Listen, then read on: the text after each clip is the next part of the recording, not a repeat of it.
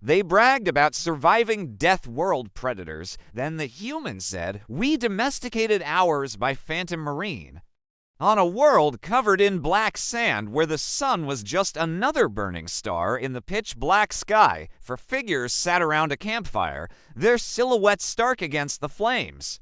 He was a Gornuk, a warrior whose species had conquered this hellish world. And then he boomed, his voice like rocks grinding together. I cut off its head with my own 2 hands. The venom sacs burst and the acid rained down, but I stood firm. They barely clung to life, yet the young human insisted they had survived far worse. The creatures around the human gaped at his tales of the mighty firearms wielded by the human men and the terrifying metal monsters that roamed the earth, burning cities to ash and grinding entire forests into fertilizer. You should hear what we did to the beasts of our world. There were giant apes twice as tall as any human, but that didn't stop us from killing them. We hunted them down with packs of dogs, monsters with jaws full of razors and teeth like swords. Around them were the bones of their kill, picked clean by scavengers in the time it took for the 4 to finish their meager meal of roasted grubs and dried meat. The human knew that creature well. Its kind called themselves the Ignari, and they were masters of disguise, shapeshifters who could become anything they wished. This one had taken the form of a humanoid male. The largest of the 4 was a male with skin like polished obsidian and tusks that curled from his upper jaw. That takes a great deal of skill, but we have tamed bears, tigers, apes, even dinosaurs. But enough talk of the past. Why don't you show us what you've learned about hunting in the last few years, Ignari? But the human simply smiled. About time you showed us what you got, buddy. Let's go. The hunter became the hunted, and the predator found himself in a nightmare. The Ignari pursued him, crashing through the obstacles in his way, his heavy paws shaking the ground, sending tremors through the rocks. The human was fast, far faster than any of them. We keep dangerous predators as pets. Nothing is too powerful for us to domesticate. In the distance, the Ignari heard the skittering of insects and the slithering of worms. Giant spider webs hung from the ceiling, thick as ropes and slick with ichor. This place was his domain, but it was also the domain of far more powerful creatures. His form rippled and changed, growing taller, bulkier, more muscular. A massive shape shifted in the gloom, revealing itself slowly. It was vaguely humanoid in form, but made of pure shadow. We were just leaving, weren't we, buddy? He nudged the Ignari with his elbow, grinning. Nothing to see here, right? Tendrils of darkness writhed around it, dripping like black blood from its fingertips. With each step it took, the ground trembled. He dove aside as the creature loomed over the Ignari, and with a swift kick, sent the shapeshifter sprawling. Then, before the monster could react, the human scrambled onto its face and sank, his teeth into its eye stalks. The human let go and scrambled away as the creature's body shuddered violently, then collapsed in on itself, dissolving into a cloud of black dust that drifted away on the winds. He led the shapeshifter on a merry chase, taunting him, needling him, daring him to catch up. All the while, the human had a plan. He wasn't trying to escape. He was leading the Ignari to his kill.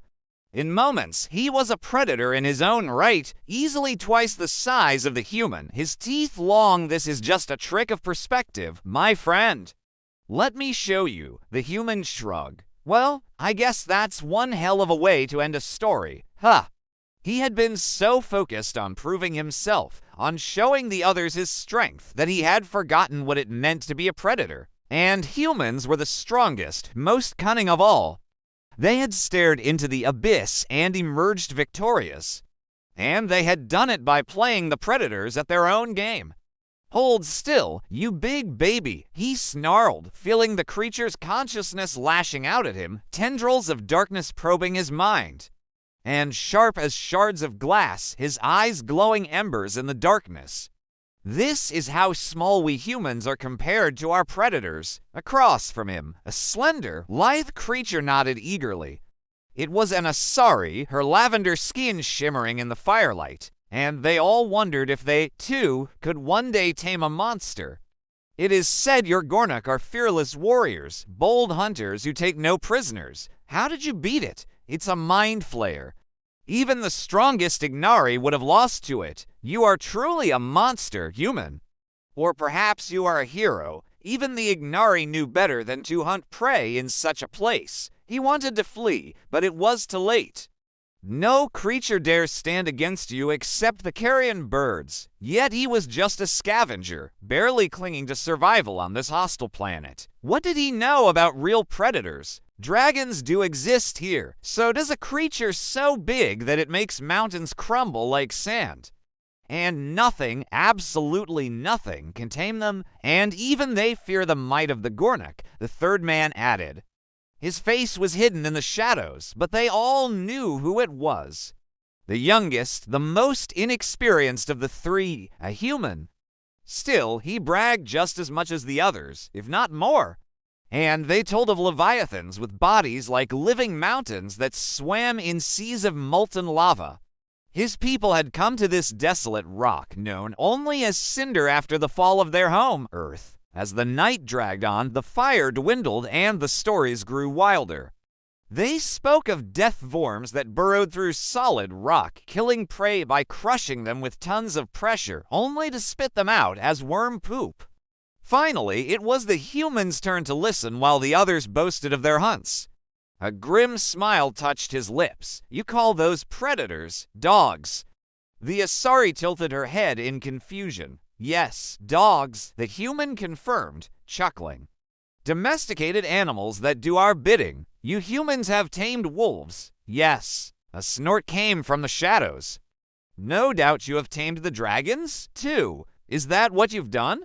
Something like that, the human said cryptically, glancing at the creature in the darkness. Its fingers twitched and the air crackled with dark energy. Oh, I disagree, the human interrupted, a predatory gleam in his eyes. The shapeshifter's eyes narrowed. The human was right.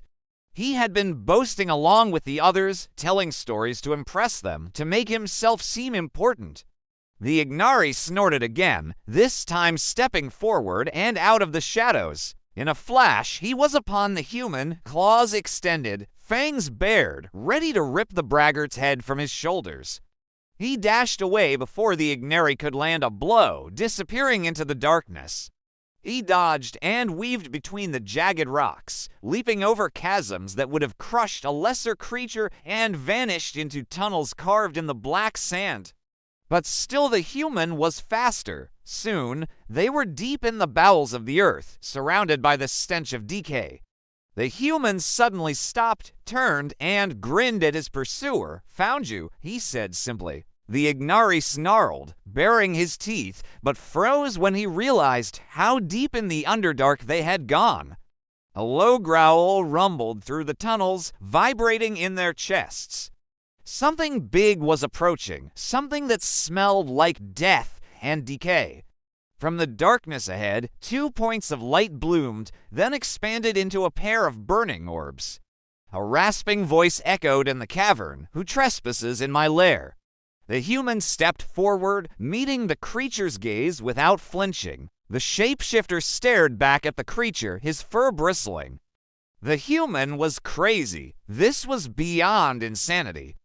Even he knew there was no escape now. Slowly, cautiously, the humanoid creature began to advance. Its tendrils lashed out, striking the rocks, sending shards flying. As it moved closer, the human saw his chance. The creature roared in pain and anger, thrashing wildly, but the human held on tight. Yet somehow he resisted, gritting his teeth and digging his nails into the creature's face. It thrashed for a moment longer, then went still. Panting heavily, he turned to the Ignari, who had regained his feet and was staring at him with wide eyes. The Ignari shook his head, still stunned. "What did you do?" "Me." The human looked at his hands in confusion. "Oh, this old thing." He stepped closer to the edge of the ledge and leaned forward, his arms spread wide, silhouetted against the faint glow of the Underdark. The Ignari stared at the human, then at the gigantic tunnels that stretched into the darkness, at the colossal spiders' webs hanging like gallows from the ceiling, at the bones scattered around them, picked clean by scavengers. He looked back at the human, who was smiling that grim smile again, and finally understood. Only the strong survive on this world. Only the cunning can thrive. The Ignari dipped his head slightly, acknowledging the human's superiority. Perhaps I underestimated you, human. Your knowledge of these creatures is impressive. Just wait till you hear about the Leviathans, the human replied with a wink. Those guys were absolute nightmares, and so the human continued to tell his tales, and the others listened, awestruck by the sheer power and terror of the creatures that had stalked their world.